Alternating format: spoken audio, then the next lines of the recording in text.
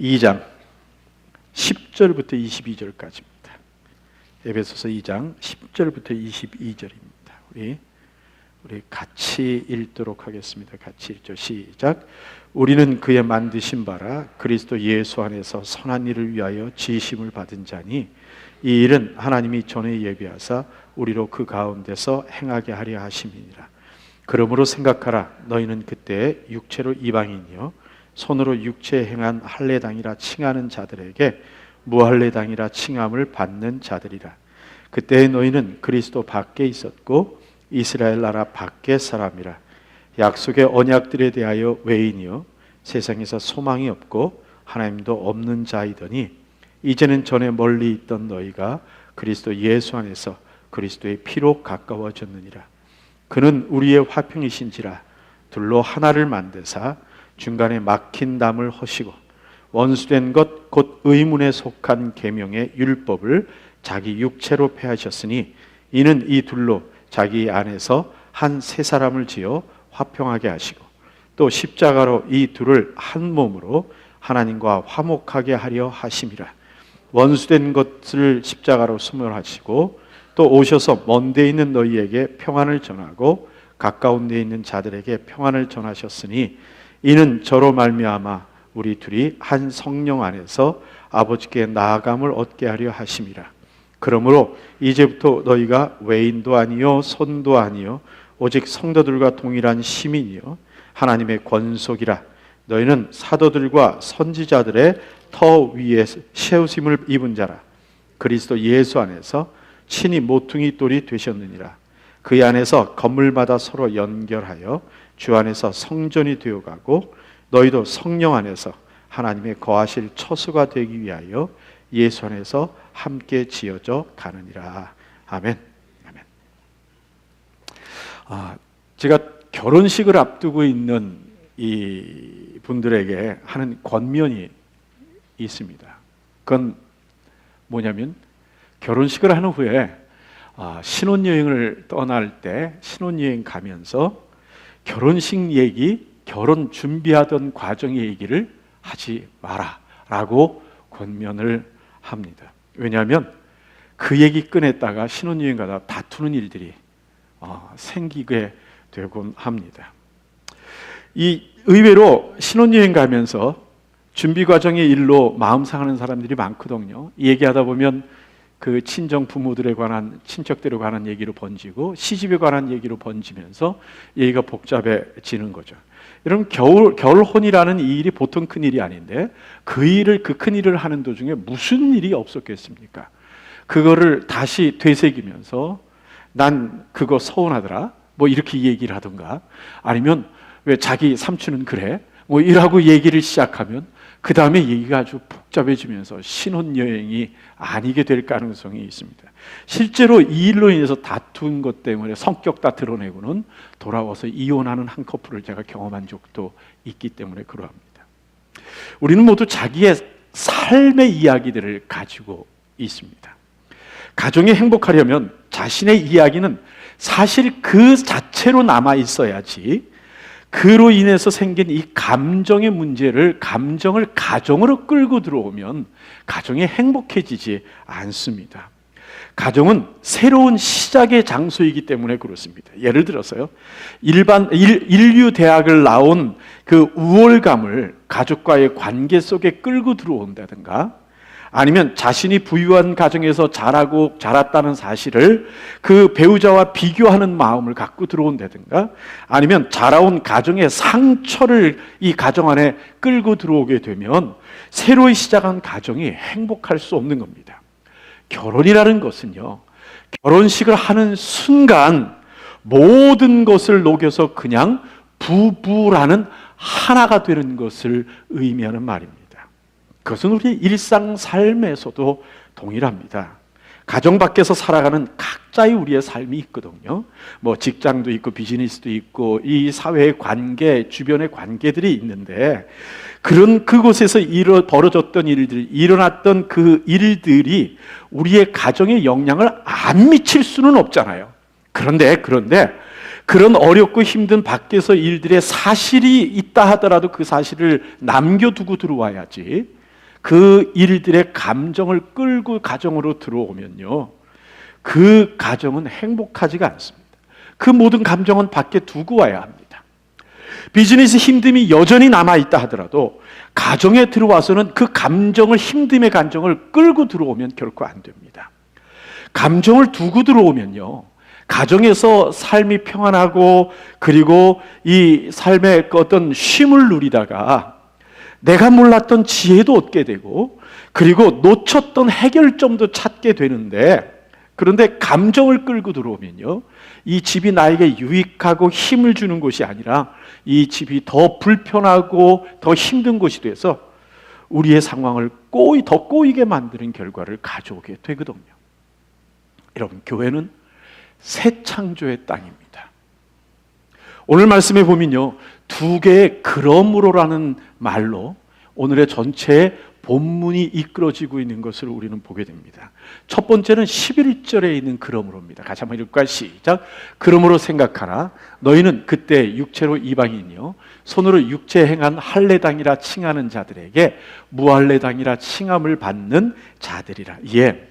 이 11절의 그러므로입니다. 여러분, 그러므로라는 접속사가 뭔지 아시죠? 원인과 결과를 이어주는 그런 접속사입니다.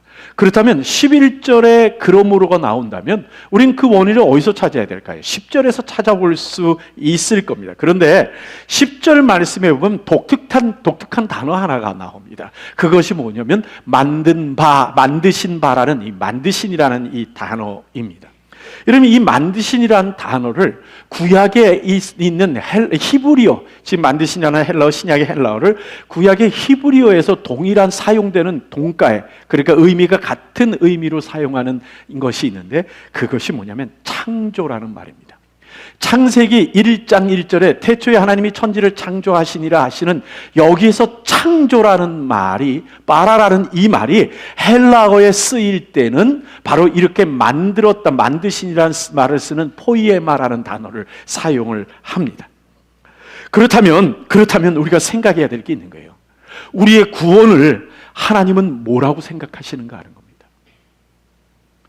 우리를 구원하신 그 구원을 하나님이 무엇이라고 알고 계시는가 하는 겁니다. 뭐라고요? 새 창조입니다. 재창조하는 것이라고 지금 하나님이 그렇게 마음에 정하신 거란 사실입니다. 우리의 죄와 허물로 죽었던 우리들을 예수 그리스도의 십자가에 못 박혀 그의 생명을 죽이심으로써 우리를 살려서 새로운 창조물 되게 하신 것을, 그것을 구원이라고 말하는 겁니다. 뭘 통해서 그렇다고요? 예수 그리스도의 십자가의 죽으심을 통해서 이룬 그것이라고 말씀하는 겁니다. 그러니까 이 11절에 나타나는 그러므로라는 단어, 이 그러므로의 의미는 뭘까요? 결국 이걸 거겠죠. 너희가 새로운 창조물이므로, 너희가 새로운 창조물이니까 라고 얘기하는 겁니다. 그 얘기는 무슨 말이냐면 우리는 새롭게 예수를 믿고 하나님의 자녀가 되는 것을 통해서 새로운 창조가 일어나는 겁니다. 창조가 일어났다는 얘기는 무에서 유를 만드신 창조라는 말을 거기다 쓴다는 얘기는 무슨 말이냐면 과거에 우리가 가지고 있던 모든 배경과 우리의 모든 상태는 예수 믿은 이후에 그것은 다 사라진 것으로 봐야 한다라는 겁니다. 그것이 우리에게 있어서 특별한 의미를 갖고 있지 않다는 겁니다. 여러분, 고린도후서 5장 17절 말씀 우리 다 암송하죠. 같이 할까요? 시작. 그런즉 누구든지 그리스도 안에 있으면 새로운 피조물이라 이전 것은 지나갔으니 보라 새 것이 되었도다. 바울은요, 다시금 예수를 믿기 전에 우리의 상태에 대한 이야기를 또 끄집어냅니다. 그런데 2장 1절부터 9절까지는 무슨 얘기를 했을까요? 우리가 과거에 어떤 사람들로서 살았던가, 우리의 그 내적 상태, 우리의 삶의 모습은 뭐였던가 하는 우리의 행위와 우리의 상태를 죄의 상태를 이야기하는 거라면, 여기 지금 11절부터는 그게 아니라 관계의 상태로 이야기를 하는 걸 봅니다. 여러분, 11절부터 보면요, 거기 나타나는 얘기가 육체로 보여 이방인입니다. 그 다음에 또 무할례당입니다. 또 그리스도 밖입니다. 또 이스라엘 밖에 있던 자고요. 우리는 외인이었고요. 그리고 소망이 없는 사람들이었고, 그리고 하나님도 없던 사람들이었습니다. 어떻습니까, 여러분? 이 모든 것이 바로 얼마 전까지 우리의 상태였었습니다. 우리가 얼마 전 예수 믿기 전까지 우리의 모습은 이방인이었죠. 무할례당이었죠. 그리스도 밖에 있던 사람이었죠. 이스라엘 밖에 있었죠. 우리는 외인이었죠. 외국인이란 말입니다. 외국인이었죠. 하나님 나라의 백성이 아닌 거죠. 소망이 없는 사람들이었죠. 하나님도 없는 사람들이었었습니다.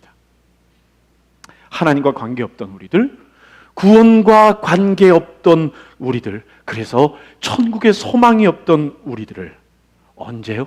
불과 얼마 전까지 그러던 우리들을 예수님께서 불러주셨다라고 이야기를 하는 겁니다. 그게요, 우리의 삶도 그랬지만 실질적으로 하나님 앞에서 우리의 신분도 그랬던 사실입니다. 그런 우리들이 이제 하나님의 자녀가 된 겁니다. 하나님은요, 이것을 새로운 창조로 보고 계십니다. 새로운 창조입니다. 그리고 그 창조라는 말을 하시면서 그것을 뭐하고 연결시키고 있냐면요, 교회하고 연결시키고 있는 겁니다. 여러분, 새로 창조된 우리들이 교회로 모인다면, 신앙의 이름으로 모인다면 우리는 어떻게 해야 될까요? 새 사람으로 모여야 되는 겁니다. 예? 과거의 것을 끊어놓은 새 사람으로 모여야 되는 겁니다. 이 말이요, 이 얘기하고는 좀 다릅니다. 옛날엔 우리가 어떤 사람이었는데 지금은 우리가 그 죄들을 버리고 와 있는 사람, 이 죄 문제 얘기하려고 하는 게 아닙니다. 지금 그거는 아까 19절까지 있던 이야기에서 하는 거고, 지금 여기 뭘 얘기하는 거냐면, 우리가 예수 믿기 전에 교회 밖에서 어떤 사람이었던, 아니 우리가 교회 밖에서 무엇을 지금 가지고 살아가는, 내 지위나 내가 가진 것이 어떤 사람이었던 간에 그것과 관계없이 우리가 교회로 모였다면 우리는 어떤 사람으로 모여야 된다고요? 새 사람으로 모여야 된다고 얘기를 하는 겁니다. 그래서 하나님의 새로운 질서, 아니 밖의 질서를 끌고 들어오는 게 아니라 내가 알고 있는 상식의 질서를 끌고 들어오고, 내가 살고 있는 그런 어떤 직장이나 비즈니스의 질서를 끌고 들어오는 게 아니라 예수 그리스도의 새로운 질서의 삶을 살아야 된다라고 지금 이야기하려고 하는 것이 지금 이 하나님의 말씀입니다. 여러분, 13절부터 16절까지 이야기를 같이 한번 할까요? 같이 읽어보죠. 시작. 이제는 전에 멀리 있던 너희가 그리스도 예수 안에서 그리스도의 피로 가까워졌느니라. 그는 우리의 화평이신지라 둘로 하나를 만드사 중간에 막힌 담을 허시고 원수된 것 곧 의문에 속한 계명의 율법을 자기 육체로 폐하셨으니 이는 이 둘로 자기 안에서 한 새 사람을 지어 화평하게 하시고, 또 십자가로 이 둘을 한 몸으로 하나님과 화목하게 하려 하심이라. 원수된 것을 십자가로 소멸하시고. 예, 우리 모두는요, 살아온 삶의 이야기들이 다르고 성격도 다르고 지금 삶에 처하고 있는 모든 환경도 다릅니다. 그런데 어떻게 우리가 한 교회가 될 수 있는 거죠? 어떻게요? 성경은 뭐라고 표현합니까? 예수 그리스도의 피로라고 합니다. 예수 그리스도의 피 때문입니다. 14절 말씀에 보니까요, 예수 그리스도의 피가 우리 사이에 중간에 막힌 담을 헐었다는 표현을 사용하고 있습니다. 이 중간에 막힌 담이라고 말할 때 이 말에 바울이 얘기하려고 했던 어떤 그 이미지는 저겁니다. 예루살렘 성전에 보면 유대인의 뜰과 이방인의 뜰이 나눠지고 거기에 중간에 담을 둬서 못 넘어가게 하는 그 모습이 있습니다. 이 담을 지금 이야기하는 겁니다. 그러니까 이 말을 상징적으로 예루살렘의 성전 중간에 있는 막힌 담일지 모르지만 지금 바울이 얘기하는 내용적인 의미는 유대인과 이방인이 같은 교회에 모였을 때 중간에 막힌, 너는 이방인 나는 유대인 하는 모든 것들을 무너뜨리셨다는 얘기고, 그 얘기는 이방인이었던 우리들끼리 교회에 모여 하나님의 한 백성이 된 우리 사이에 서로 간에 막힌 담을 어떻게 해야 된다고요? 예수님께서 무너뜨리셨다라는 말씀을 하는 겁니다. 우리 모두가 예수 그리스도의 피로 인하여 새 창조가 되었으면 우리는 예수 그리스도의 피가 묻은, 예수 그리스도의 피로 범벅이 되어 있는 똑같은 하나님의 자녀입니다. 이렇게 한번 예를 들까요? 맞죠? 뭐라고 생각하면 되냐면, 여러분 옷을 입고 이렇게 지나다가 진흙탕에 같이 빠졌습니다. 그래서 모두가 다 진흙이 다 묻어버렸어요. 진흙이 다 같이 묻어있는 상황 속에서는 이게 비싼 옷, 싼 옷의 차이가 없습니다. 그렇죠? 없습니다. 진흙이 다 묻어있는 상태에서 하는 얘기가, 너 몰라서 그러는데 이 옷 내가 입은 옷 이거 똥이다 라고 한다든가, 채야 라고 한다든가, 또는 디올이지 라고 얘기하는 건 아무 의미가 없습니다. 그렇지 않습니까? 그렇게 얘기하면 도리어 웃기는 얘기입니다. 서로 픽하고 웃어버리고 말죠. 여러분, 이런 말들은 다 어리석은 말입니다. 우리도 바로 우리의 죄로 더러워진 우리의 영혼에, 우리의 모든 삶에 모든 죄를 덮어주시는 예수 그리스도의 피로 우리가 범벅이 돼서 예수 믿는 사람이 되었습니다. 그러니 우리들 사이에서도 그런 얘기가 나올 만하지 않단 말입니다. 여러분 15절 말씀해 보십시오. 율법을 자기의 육체로, 예수님이 자기의 육체로 폐하셨다는 말을 합니다. 오해하지 마십시오. 모든 율법을 그랬다고 말씀하시는 거 아닙니다. 오늘 말씀해 보니까 뭐라고요? 원수된 것 곧 의문에 속한 계명의 율법을 자기 육체로 폐하셨다고 말씀하는 겁니다. 유대인과 이방인을 나누는 형식의 율법, 사람들을 구분하고 외형적으로 사람과 사람을 나누는 이 율법을 예수님의 육체로 폐하셨다라고 허무셨다고 말씀하시는 겁니다. 마치요 예루살렘 성전의 그 담을 예수님께서 달려가셔서 그 몸을 팍 부딪혀서 온몸에 피를 쏟으시면서 그 담을 무너뜨리신 것 같은 상상을 할 수 있습니다. 그러니까 우리가 서로 교제하는 이 이방인과 유대인들 또한 성도 간에 교제하는 그 사이에 무너진 담을 오고 가는 그 위에는 예수 그리스도의 피가 흥건하게 쏟아져 있는 그 위를 오고 가는 것이라고 우리가 머릿속에 상상해 볼 수 있는 겁니다. 그렇다면 교회 안에서 자신이 얽매였던 과거의 일, 우리의 신분, 그리고 우리의 삶의 이야기들을 가지고 들어오는 것은, 들어와서 피범벅 상태에서 들어오는 거 뭐하고 같으냐면요, 피범벅 상태에서 뭐라 그러냐면 그래도 똥들은 일로 모여 라고 말하는 것과 같은 겁니다. 나는 그래도 유대인이었어, 난 그래도 노예가 아니라, 노예 출신이 아니라 귀족이었다 말하고 예리한다든가, 그래도 너희들처럼 무식하지 않아, 난 그래도 좀 배웠어 라고 말하는 이 모든 것들이 아무 의미가 없는 겁니다. 틈틈이 교회 안에서 농담 삼아서 저희 성도들한테 저 가끔 외치는 말이, 교회 안에서는 향후에 동창이 안 돼요? 라고 가끔 이야기도 합니다. 여러분, 초대교회에 외부로부터 신분을 끌고 들어오는 그 일들이 이루어지지 않고 교회 안에서는 수평적으로 이 화목한 모습에 여러 가지 증거들이 있습니다. 그러니까 이 초대교회 안에서는요, 노예가, 그 종이 성경을 가르치고 그 주인이 교회 안에 들어와서 성경을 학습받는, 배우는 일들이 성경 안에 나타납니다. 심지어는 어떤 상태가 있냐면 도리어 역효과의 부작용이 엿보이는 그러한 성경 구절들도 있습니다. 뭐냐면요, 교회에서 가르치는 노예가 자기 주인이 나한테 배운다고 집에 돌아가서 교만을 떠는, 주인한테 교만을 떠는 것에 대한 경고하는 그런 성경의 모습도 있습니다. 교회 안에서는요, 나와 너를 가르는, 우리와 너희를 가르는 어떤 모임도, 어떠한 상황도 존재해서는 안 됩니다. 지방색이나 무슨 그 어떤 학벌이나 취미나 어떤 회사나 그 뭐 같은 이 어떤 구별이라도 사람과 사람을 가르고 그리고 그 구분하는 어떤 집단 형태로 존재하는 것은 그리스도의 보혈의 피로 목욕한 새로운 피조물들의 공동체일 수는 없습니다. 심지어 교회 안에 있는 것까지도 그렇습니다. 우리 남성교회, 우리 남성교회, 우리 여성교회, 여성교회, 뭐 이런 문제라든가, 아니면 성가대와 교사들이 서로 간에 자기를 위하여 대립하는 일들이 생기는 이런 것들은 교회 안에서 있을 수 없는 겁니다. 예수 그리스도를 이것은 욕되게 하는 일입니다. 이 공동체, 교회 공동체 안에서는요, 화평, 하나, 세 사람이라는 말만이 통용되어야 합니다. 만일 우리가 교회 안에서 만들어진 작은 그룹들로 분당이 만들어진다면 어떤 결과를 가져오냐면요, 그 작은 그룹들의 집단의 생각이, 자기네들끼리의 집단에 모여진 생각이 성령의 생각을 앞서게 되는 일들이 나타나게 됩니다. 그러면 그리스도의 십자가에 순종하는 것이 아니라 우리 속에 여전히 남아있는 나의 죄성에 순종하는, 나의 죄의 성질에 순종하는 결과로 나타나게 됩니다. 하나님께서 교회인 우리들에게 원하시는 것이 무엇일까요? 여러분 16절 한 구절 한번 읽겠습니다. 같이 읽을까요? 시작. 또 십자가로 이 둘을 한 몸으로 하나님과 화목하게 하려 하심이라. 예, 십자가로 나와 여러분들을 한 몸이 되게 하셔서 하나님과 화목하게 하려는 겁니다. 그러니까 한 몸 되어서 하나님과 화목하는 겁니다. 있습니다.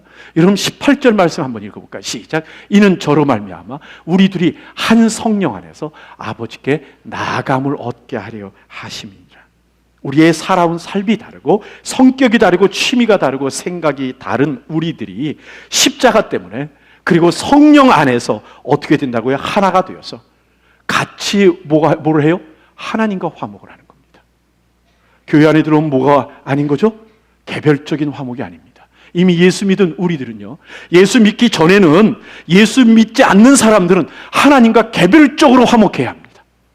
화목이라는 게 뭐예요? 이 하나님과 사이에 죄 문제 해결해서 들어와야 됩니다. 개별적인 겁니다. 그런데 예수 믿은 우리들은 성경에서 뭐라 그래요? 합하여 하나님께 화목되는 겁니다. 그리고요, 합해서 하나님께 나아가는 겁니다. 이걸 하나님이 원하시는 겁니다. 그렇다면 우리는 이 교회 안에서 서로 간에 뭐라고 우리를 불러야 되죠? 19절 말씀해 보니까 우리를 가족이라는 말로 합니다. 자, 여러분, 여기서 우리가 봐야 될 게 있는 겁니다. 하나 되지 않은 교회는 생명의 구원의 역사가 이루어질 수 없습니다.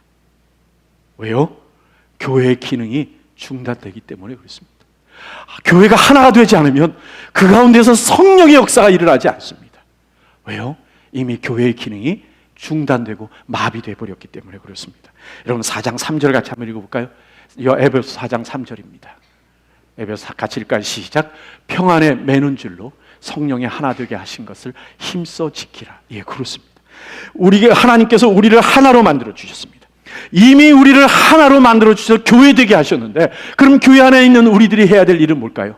이미 하나 되게 하신 그것을 힘써 지키는 것이 바로 우리들의 일입니다. 그래서 우리가 하나님을 경험하기 위하여, 우리가 하나님을 만나기 위하여, 우리가 하나님과 사이에 어떤 이 은혜의 통로가 열리기 위해서는 서로의 생각이 다를 수 있고 원함이 다를 수 있지만, 그러나 이를 악물고 혀를 깨물고 그리고 가슴을 쥐어짜서라도 하나됨을 지켜야 합니다. 그러지 않으면 하나님을 만날 수가 없습니다. 마치 가정하고 같습니다. 여러분, 가정은요, 옳고 그름이 먼저 따져지는 가정은 화목하지 않습니다. 금방 생각해 보십시오. 우리 가정은 화목한가? 그러면 금방 떠오르는 것이 남편 생각하시겠죠.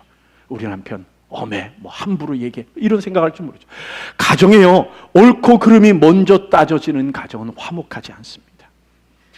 그렇게 되면 어떤 일이 생기냐면요, 가정 식구들은 권면을 책망으로 듣습니다. 사랑을 위선으로 봅니다. 그리고 돌봄을 참견으로 느낍니다. 여러분, 화평이 우선이고 화목이 우선입니다. 이것이 그리스도의 피로 만들어진 교회의 원리입니다. 그것은 성령 안에서만이 가능합니다. 나의 생각을 통제하는 어떤 다른 원리나 다른 어떤 그런 나의 원칙들이 있어서는 결코 이것이 이루어질 수 없습니다. 오직 성령의 생각으로만이 이것이 가능하고 성령의 생각으로만이 교회가 이루어집니다. 에베소 4장 20절 말씀 같이 한번 읽을까요? 크게 한번 읽읍시다. 크게 한번 읽음. 시작. 오직 너희는 그리스도를 이같이 배우지 아니하였느니라. 다시 한번 하죠. 다시 시작. 오직 너희는 그리스도를 이같이 배우지 아니하였느니라. 예, 바울은 4장에서부터요, 죄의 문제, 관계의 문제를 쭉 얘기하다가 20절에 와서 그것을 정리하면서 세상 사람들은 어떤 생각을 할지 몰라도 오직 우리 예수 믿는 사람은 세상 사람처럼 생각하도록 배우지 않았다라고 말씀을 합니다. 우리 교회는요, 세상의 조직의 방법과는 달라야 합니다. 왜냐하면 우리는 이해관계 때문에 모여있는 사람이 아니기 때문입니다. 우린 예수의 그리스도의 피로 하나 된 우리들입니다. 두 번째로, 교회는요, 함께 지어져 가는 곳입니다. 19절부터 22절까지 같이 한번 읽을까요? 시작. 이러므로 이제부터, 왜 안 읽죠? 시작. 그러므로 이제부터 너희가 외인도 아니요 손도 아니요 오직 성도들과 동일한 시민이요 하나님의 권속이라. 너희는 사도들과 선지자들의 터 위에 세우심을 입은 자라. 그리스도 예수께서 친히 모퉁이 돌이 되셨느니라. 그의 안에서 건물마다 서로 연결하여 주 안에서 성전이 되어가고 너희도 성령 안에서 하나님의 거하실 처소가 되기 위하여 예수 안에서 함께 지어져 가느니라. 예, 또 한 번의 그러므로가 있습니다. 예수 그리스도의 피로 십자가로 말미암아 우리가 새 사람 되어 새 창조 되어 교회를 이루었다면 우리는 서로 간에 가족으로 부른다라고 얘기했습니다. 하나님 안에서 동일한 시민이고 하나님을 아버지로 한 가족된 우리들입니다. 그리고 우리 가족으로 하는 우리의 이 공동체는 오늘 말씀해 보니까 사도들과 선지자들의 터 위에 세워졌다라고 말합니다. 이 말이 무슨 말일까요? 사도들과 선지자들의 터 위에 세워졌다는 것. 첫 번째로 이런 표현일 수 있습니다. 사도들이나 선지자들이 받은 사명은 뭘까요? 복음을 전하는 겁니다. 그렇기 때문에 교회는 그들이 전한 하나님의 말씀 위에, 말씀이 곧 교회의 땅이고 교회의 터다라고 설명하는 것일 수도 있고, 또 하나는 에베소의 교회에 복음을 전한 복음을 전한 이들이 사도고 선지자고, 성도들을 가르친 이들이 사도고 선지자들이었습니다. 그렇기 때문에 그들의 가르침의 사역 위에 예수를 믿게 된 이들이기 때문에 이 사도들과 선지자들의 사역 위에 세워진 교회다라고 말하는 것일 수도 있습니다. 뭐 두 가지 다 크게 해석하는데 큰 문제는 없습니다. 이건 사람이 교회의 기초라는 개념이 아니라 섬김이 사역의 교회의 기초다라고 이야기하는 겁니다. 사도행전 2장 42절 말씀대로 이 사도들의 가르침이 교회의 중요한 방향으로 인정되고 있는 그 모습과 연결하여 볼 때 우리 교회에서 이렇게 말하는 것과 같을 수 있는 거죠. 목자들의 섬김 위에 세워진 교회입니다, 우리 교회는, 라고 해서 문제가 되지 않는 것과 동일한 걸 겁니다. 그러나 그 교회의 모퉁이 돌은 누구시라고요? 예수 그리스도입니다. 즉 우리의 교회의 사역의 방향과 그리고 우리 시작이 바로 예수 그리스도라는 얘기입니다. 교회의 시작은 예수님입니다. 아멘이십니까? 예, 교회가 어떻게 이루어져 가는가 하는 것은 예수 그리스도의 말씀입니다. 아멘입니까? 아멘입니다. 여기서 벗어나면 안 됩니다. 그러면 우리 교회라는 건물이 안전해지지가 않습니다. 간혹 열심히 사역하다 보면요, 그 열심에 묻혀버려서 사람이 교회를 결정하려고 하는 일들이 일어나는 때들이 있습니다. 그것이 목사일 수도 있고 그것이 또 교회의 또 다른 누구인지일 수도 있습니다. 안 됩니다. 여러분, 우리 모두는 그리스도의 종들이지 결코 주인이 아닙니다. 누군가가 교회를 결정하려는 시도를 한다면, 아니 교회가 다수결이라는 이름으로 그리스도의 소명과 교회의 방법을 바꿀 수 있다고 생각을 한다면 놀랍게도 그것은요 교회가 아닌 겁니다. 예수 그리스도의 말씀 위에 서야 하고 말씀이 그 가는 방향을 정해야 하는 것이 교회입니다. 왜냐하면 예수님께서 교회의 머리시고 그리고 교회의 모퉁이 돌이기 때문에 그러합니다. 그리고 교회가 지어지는 방법은 뭐라고요? 성도들 간에 서로 연결로 이어져야 합니다. 성도와 성도가 서로 연결되어 세워져 가는 것이 교회입니다. 간혹은요 이런 분들이 있어요. 자기 혼자서 예수 믿으면 된다고 생각하고 어느 순간에 그냥 모든 걸 귀찮아하고 교회를 떠나는 사람들이 있습니다. 여러분, 그건 하나님을 모르는 일이고 하나님의 뜻을 모르는 일입니다. 그 어떤 섬김보다 하나님의 마음이 중요하고 그 어떤 자기의 논리와 자기의 주장보다 하나님의 마음을 아는 것이 중요합니다. 21절에 보면 성전회란 말이 나옵니다. 건물마다 같이 한번 읽어볼까요? 시작. 그 안에서 건물마다 서로 연결하여 주 안에서 성전이 되어가고. 여기서 성전이란 말이 무슨 말이냐? 건물을 이야기하는 것이냐? 그렇지 않습니다. 여러분, 누가복음에서 예수님께서 성전에 관한 이야기를 예루살렘 가서 들어가시면서 하시는 얘기 있잖아요. 그 성전 얘기할 때 우리가 뭐라고 그러냐면 헬라어로 그 건물을 이야기할 땐 히에론이라고 말한다. 그런데 그 건물의 그 성전이 아니라 그 안에 하나님이 함께 하시는 내면적인 성전을 이야기할 땐 나오스라는 단어를 사용합니다. 그런데 여기서는 나오스라는 말을 헬라어가 사용하고 있습니다. 그렇다면 뭘까요? 우리가 하나 되지 못한 모습은 결코 하나님의 성전이 아니라는 겁니다. 하나님의 성전이 아닙니다. 성도 각자가 연락하고 상합하여 사랑으로 교회를 이루어가는 그것이 바로 성전입니다. 이곳에 같이 앉아 있어도 한 마음으로 서로 연결되어 있지 않고 내가 그 스스로의 뭔가 전체로부터 이탈된 마음을 갖고 있다면 나는 그냥 딴 생각을 딴 짓을 하는 것이 아니라 성전에서 이탈된 모습이라고 말할 수 있는 겁니다. 성령이 주인된 성전이 아닌 겁니다. 우리가 암송하고 있습니다. 고린도서 3장 16절 같이 한번 암송해 볼까요? 시작. 너희가 하나님의 성전인 것과 하나님의 성령이 너희 안에 거하시는 것을 알지 못하느뇨. 예, 우리 안에 성령이 계셔서 우리가 성전이 됩니다. 다른 표현으로 말하면 하나님께서 교회된 우리에게 함께 거하시는 방법이 뭐예요? 성령으로 계시는 겁니다. 교회는 성령에 의해서 지어져 갑니다. 그 성령은 우리 안에 하나됨으로 존재하게 됩니다. 그렇기 때문에 분당이나 분열은 성령의 방법이 아니고요, 그 분당이나 분열의 마음은 성전이 결코 되지 못합니다. 왜냐하면 하나님의 성령을 지배도 않는 마음이 아니기 때문에 그렇습니다. 이 말씀을 여러분 우리 매우 엄하게 들어야 합니다. 교회는, 하나님의 성전은 함께 지어져 가야 합니다. 우리 각자가 성령을 마음에 모신 성전이라고 해서, 스스로 그렇다고 해서 우리가 나 스스로 만족하면서 나를 위해 살겠다라고 말하는 그것은 그 속에 계신 성령의 이끄심을 받는 것이 아닌 겁니다. 여러분, 여기서 우리가 또 한 번 읽어볼 필요가 있습니다. 요한복음 17장 20절부터 22절입니다. 예수님의 겟세마네에서의 마지막 기도의 내용입니다. 같이 읽을까요? 내가 비옵는 것은 이 사람들만 위함이 아니요 또 저희 말을 인하여 나를 믿는 사람들도 위함이니 아버지께서 내 안에 내가 아버지 안에 있는 것 같이 저희도 다 하나가 되어 우리 안에 있게 하사 세상으로 아버지께서 나를 보내신 것을 믿게 하옵소서. 어떻게 해요? 하나님과 하나 되게 하옵소서 라고 얘기하고 22절에서 뭐라고 표현하면 내게 주신 영광을 내가 저희에게 주었사오니 이는 우리가 하나 된 것 같이 저희도 하나 되게 하려 하심이니라. 예수님의 마지막 교회를 향한 기도입니다. 사탄은요, 분열과 거짓의 아비이지만 성령은 하나됨의 영이십니다. 마태복음 5장 9절 같이 한번 읽을까요? 시작. 화평케 하는 자는 복이 있나니 저희가 하나님의 아들이라 일컬음을 받을 것이며. 그렇습니다. 하나님의 자녀들은 화평케 하는 사람들입니다. 화평케 하는 이들이 하나님의 자녀라 일컬음을 받습니다. 말씀을 맺겠습니다. 교회는 함께 지어져 가는 곳입니다.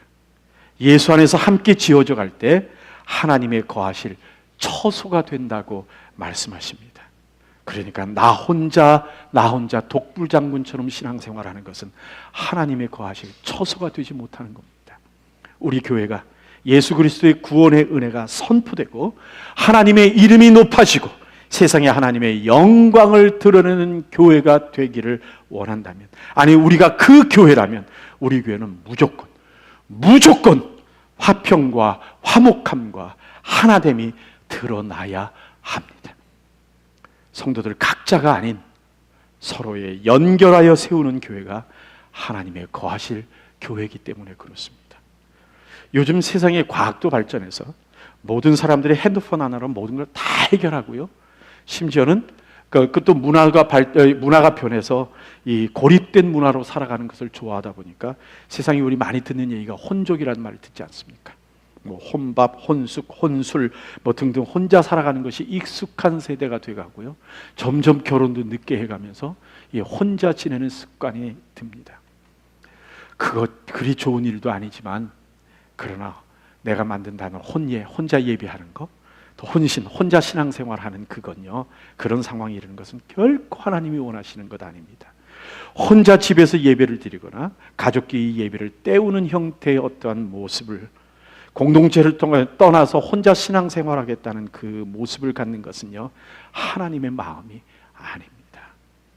도리어 하나님의 나라와 하나님의 소명을 무너뜨리는 행위와 같습니다. 아니 그런 의도가 없이 그냥 나 혼자 있고 싶다니까요, 내가 교회를 해야 하려는 거 아니에요 라고 말한다 하더라도 결국은 소명에 해를 줍니다.